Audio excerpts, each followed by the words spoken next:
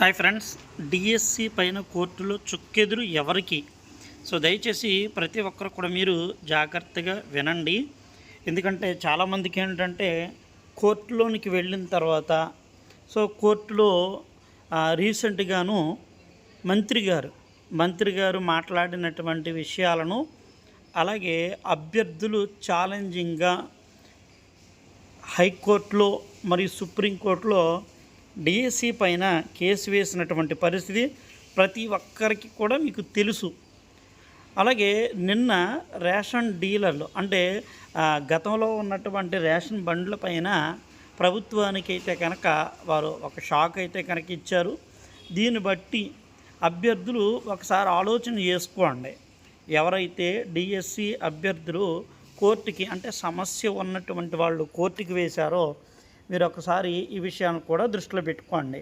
అలాగే ఉపాధ్యాయ సంఘాలు ఇక్కడ రాష్ట్రంలో అన్ని జిల్లాల్లో చాలామందికి తెలియని విషయం ఏంటంటే ప్రతి జిల్లాలో కూడా మిగులు ఉపాధ్యాయులు మీరు ఒక్కసారి దయచేసి ఇక్కడ 9 ఉపాధ్యాయ సంఘాలు వారు ఎందుకు చెబుతున్నారు ఏంటి? మాకు ఇక్కడ సర్వీస్ పాయింట్లు, మా బేస్ పాయింట్లు, రెండోదిగా ఉన్నటువంటి పరిస్థితిని బట్టి మాకు మీరు చెప్పింది ఏంటి, మీరు చేసేది ఏంటి? ఇక్కడ రాష్ట్రంలో ఉపాధ్యాయ సంఘాలు ఎన్నిసార్లు చెప్పినా మీరు పట్టించుకోవట్లేదని ఇక్కడ మీరు ఐక్య ఉపాధ్యాయ వేదిక దయచేసి ప్రతి ఒక్కరు కూడా మీరు ఆలోచన చేయండి.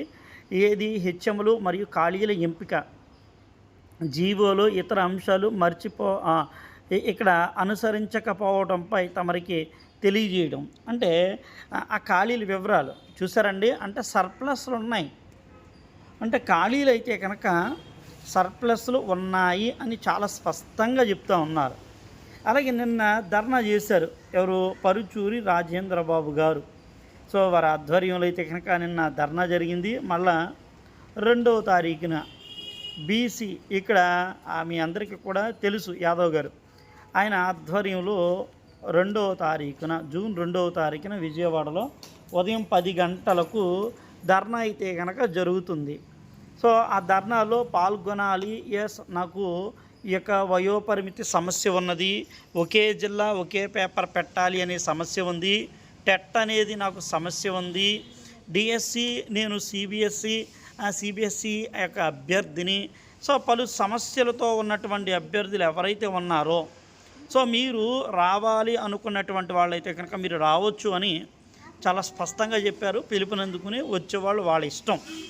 ఎందుకంటే చాలా సందర్భాల్లో కూడా మనం చూస్తున్నామండి, చాలామంది అభ్యర్థులు మనం చూస్తున్నాం, కానీ ఎవరో సరైనటువంటి సక్రమంగా స్పందించకపోవడం.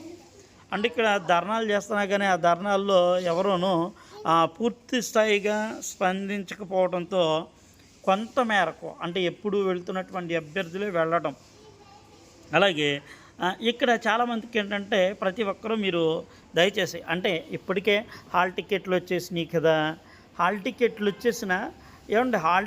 వచ్చిన హాల్ టికెట్లను మరియు స్టే వచ్చిన రోజులు చాలా ఉన్నాయి. అంటే అందరికీ ఈ విషయాల గురించి పూర్తిగా తెలియదు. చదువుతున్నారు కదా, మీరు చదవండి, మిమ్మల్ని ఎవరో చదవద్దు అది అని చెప్పట్లేదు. అదేందా ఇక్కడ ఏజెన్సీ టీచర్ పోస్టులు మినహాయించాలి. మీకు తెలుసో లేదో నాకు తెలియదు, కానీ ఏజెన్సీ టీచర్ పోస్టులు మినహాయించకపోతే ఇది భారీగా ఆందోళన బాట అయితే కనుక మళ్ళీ పట్టారండి. చూడండి, 100% ఉద్యోగ నియామక చట్టం చేయాలి.